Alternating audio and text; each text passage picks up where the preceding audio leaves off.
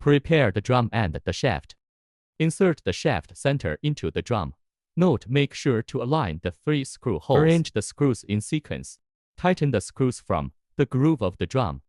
Screws need to be tightened on all 4 sides of the drum. Then connect the next section of the drum. Tighten the screws on all 4 sides from the groove as well. Reinforce and confirm the screws again. Prepare the roller fixing head. Connect the drum to the drum fixing head.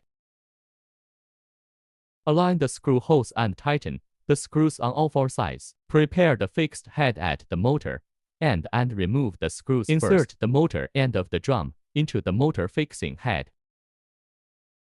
Tighten the connecting screws between the motor and the bracket again. Install the upper and lower brackets. The upper and lower brackets are connected by screws. Reinforce the screws again. Insert the DC power cord and network cable into the interior of the drum. The lead slot to the corresponding wiring position. Lay the screen body horizontally on the ground in sequence. Screen connection. Tighten the screws connecting the screen body. Connect all the screens properly.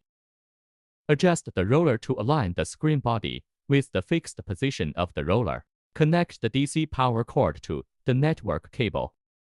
Tighten the aircraft belt.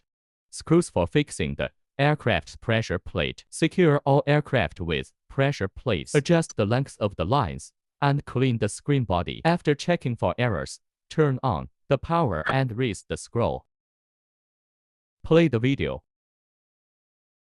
The LED matte rolling screen has been installed.